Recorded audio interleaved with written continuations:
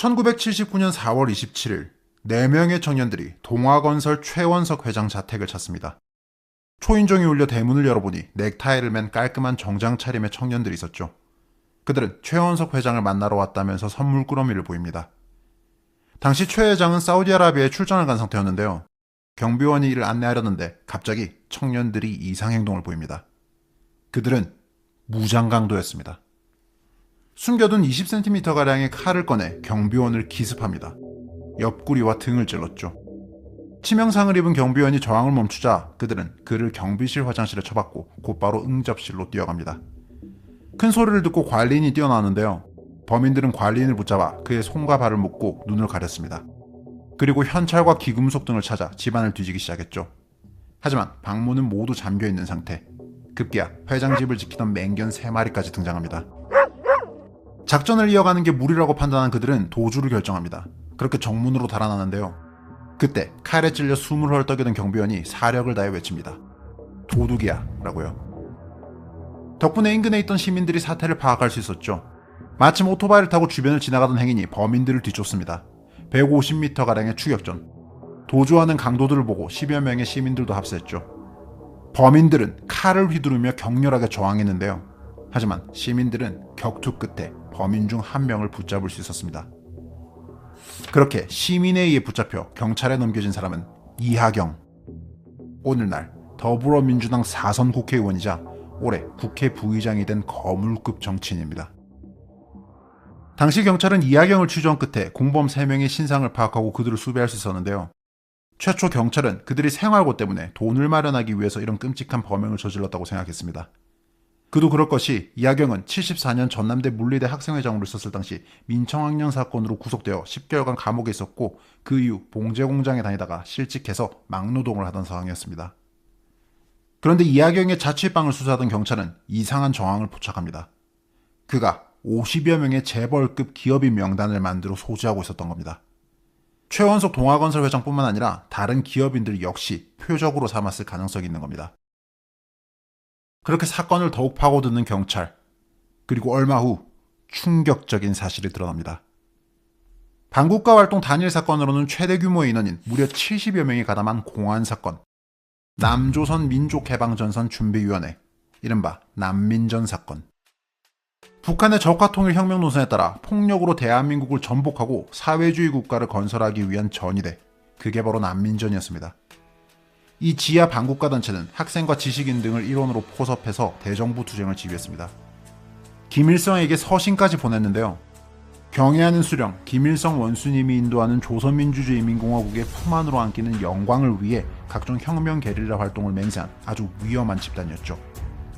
이들은 도시 게릴라전을 펼치며 납치와 강도행위 등을 자행했습니다. 대학가와 사회에 혼란을 조성하기 위한 여러 활동을 했고 민중봉기를 선동해 국가에 변란을 일으키려고 했죠. 이를 위해서 본격적인 무장까지 한 상태였습니다. 소총과 실탄, 사제폭탄 등 당국은 이런 증거물만 무려 1300여 점을 압수했습니다. 강도 이하경과 그 동료들은 이 난민전의 일원이었던 겁니다. 최 회장 집에 침입해 강도행위를 한 건 난민전 땅벌 작전의 일환이었죠. 게릴라전에 의한 사회교란과 그 자금 조달을 위해서 계획된 작전이었습니다. 난민전 일당은 최 회장 건 말고도 이미 여러 차례 이런 강도행위를 수행하고 시도한 바 있죠.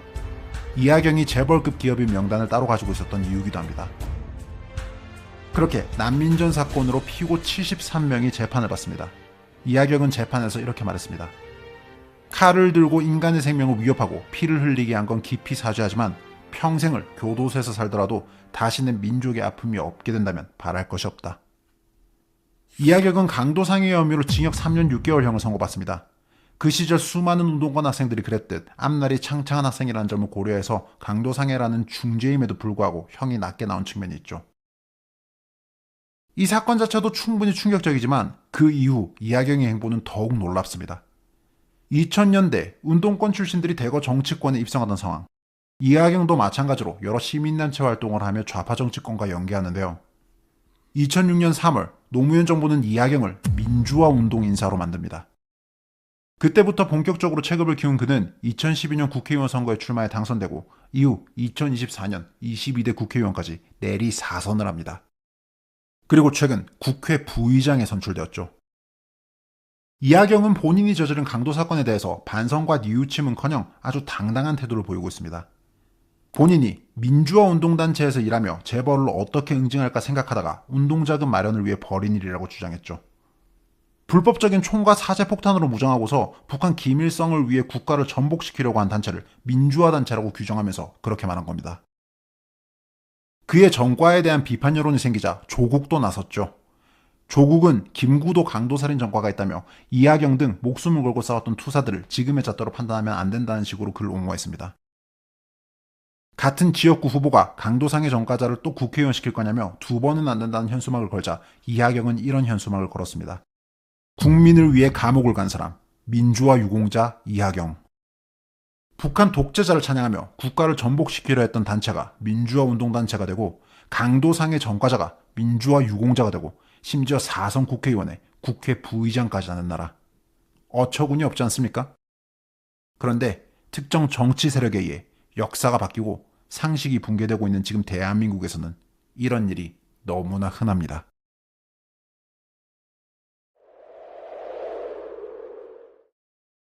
그간 글과 영상으로 여러 민주화운동 관련 사건과 민주화운동 유공자들의 실체에 대해서 다룬 바 있는데요. 대표적인 건 몇 개만 짧게 살펴보시죠. 먼저 유시민, 재선국회의원에 노무현 정부에서 보건복지부 장관을 맡고 여러 정당의 대표를 맡았으며 현재도 작가로 활동하며 직간접적인 정치활동을 해온 인물. 좌파 진영의 리더 중 한 명이죠. 그를 유명하게 만들어준 건 그가 쓴 항소유서입니다. 슬픔도 노여움도 없이 살아가고 있는 자는 조국을 사랑하고 있지 않다. 네크라소프의 시구를 인용하며 쓴 이 글이 명문이라고 떠받들어지며 지금의 유시민을 만들었습니다. 그런데 이 항소유서가 쓰인 맥락을 잘 모르는 분들이 많습니다. 유시민은 이른바 서울대 프락치 사건의 가해자이자 피의자로서 1심 유죄 선고를 받은 후 항소를 하며 이 궤변을 썼습니다. 1984년 9월 서울대 운동권 학생들은 복학생협의회 회장 유시민의 진두지휘 아래 민간인들을 붙잡아 폭행하고 고문했습니다. 당시 대학가에는 도강 등을 하기 위해서 캠퍼스에 들어온 외부인들이 많았는데요. 집안 사정이 어려워서 대학에 못 갔지만 공부를 하고 싶어서 도강을 하던 사람들부터 캠퍼스 생활을 경험해보고 싶어 학생인 척 서클에 가입한 사람까지 다양한 유형의 외부인들이 있었습니다. 그리고 유시민과 그 일당들은 이런 민간인들을 붙잡아 끌고 가서 고문했습니다. 이 죄 없는 민간인들이 학생운동권을 감시하기 위해 군사정권에서 보낸 프락치, 즉 밀정이라고 확신하고서 이런 짓을 벌였죠. 84년 9월 유시민과 그 일당은 4명의 민간인을 붙잡아 강제 연행한 후 감금했고 프락치임을 자백하라며 심각한 폭행과 고문을 저지릅니다.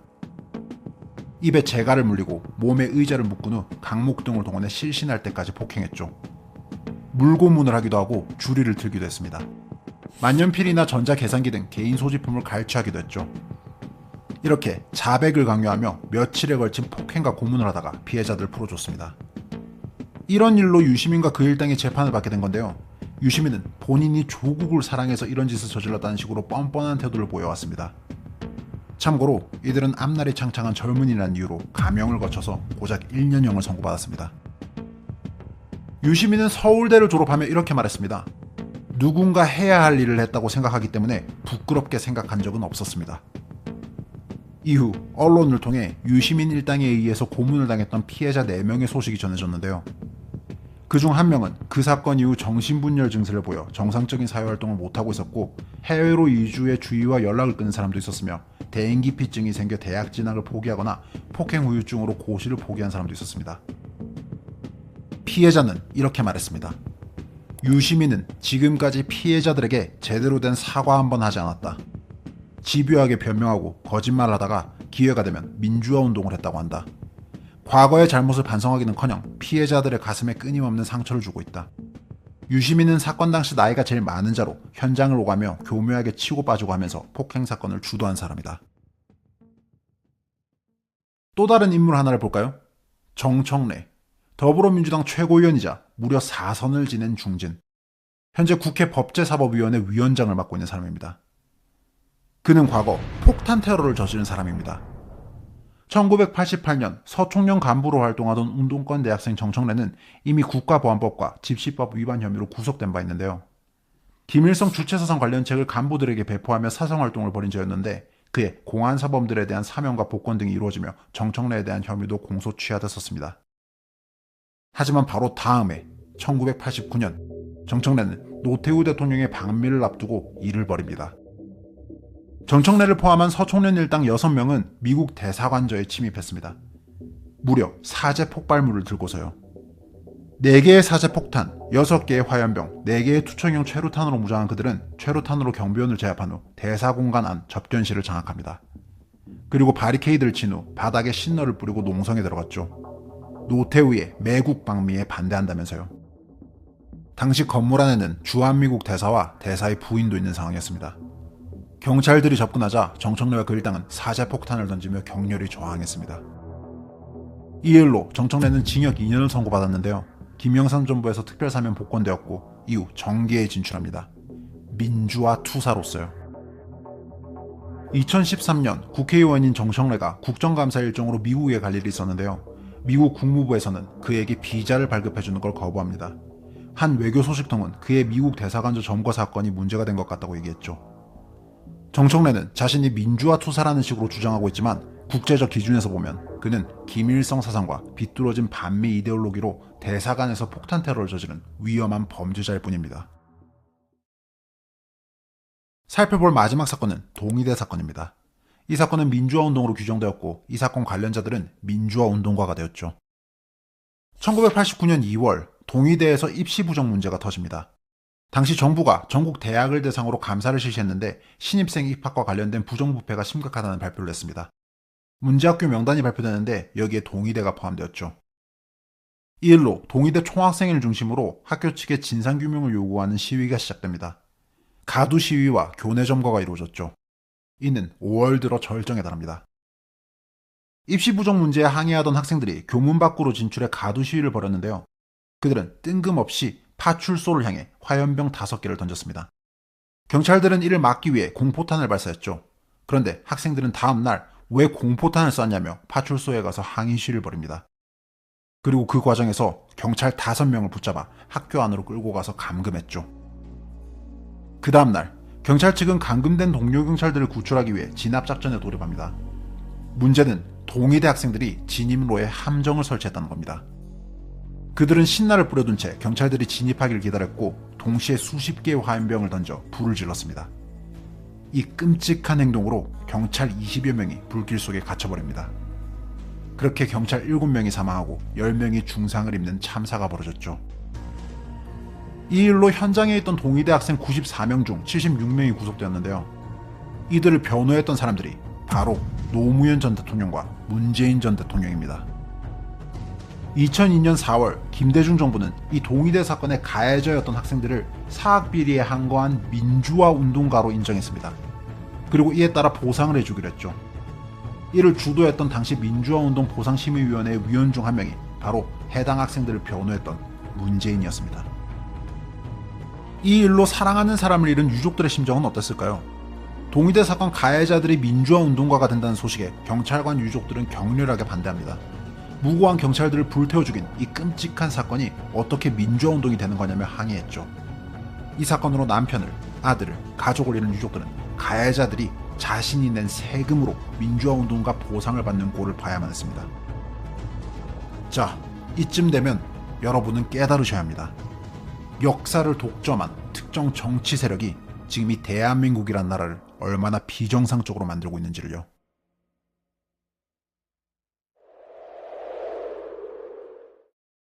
비뚤어진 사상을 가지고 벌인 반국가 활동부터 시작해서 무장강도라는 강력범죄, 그리고 고문과 살인에 이르기까지.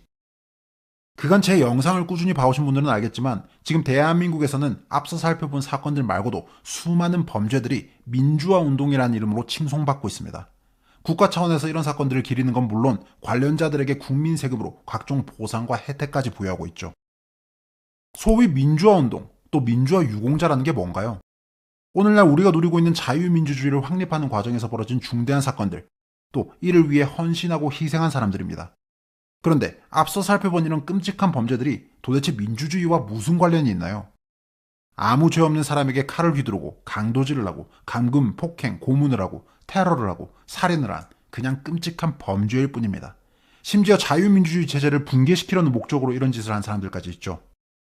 그런데도 지금 대한민국은 이런 사건들을 민주화 사건으로 기억하고 관련 범죄자들을 민주화 투사로 또 유공자로 기립니다. 뿐만 아니라 각종 정책과 법을 통해 국민 세금으로 여러 혜택과 보상을 주고 심지어 그들을 보호하기까지 합니다. 5.18 특별법의 사례처럼 특정 역사적 사건에 대한 판단을 국가가 독점하는 법을 통과시켜서 역사를 사법의 영역에 끌어들였습니다. 권력자들이 정답이라고 정한 것과 다른 목소리를 내는 사람들을 법으로 처벌하는 반민주적인 짓을 무려 민주화를 보호하겠다는 명분으로 하고 있는 겁니다. 최근 민주당이 단독 통과시킨 민주유공자법은 어떤가요? 4.19, 5.18뿐만 아니라 다른 민주화 운동까지 유공자들의 범위를 넓혀서 그 대상과 가족에게 각종 지원과 특혜를 주는 법입니다. 국민 세금으로요. 아직도 모르시겠습니까? 지금 대한민국에서 역사라는 건 민주당과 그 연계 정치 세력에 의해 완벽히 농락당하고 있습니다. 87 체제 이후 정치적 승리를 얻은 운동권, 그 이후 민주당의 주류 정치 세력으로 부상해 오늘날 대한민국의 정치 헤게몬을 쥐게 된 최강의 권력 집단 586 운동권. 이들은 민주화라는 이름으로 국민들을 가스라이팅하며 역사를 독점하고 농락해왔습니다. 좌파 진영에 속한 인물들이 과거 저지른 끔찍한 범죄는 민주화 운동으로 왜곡하고 미화합니다.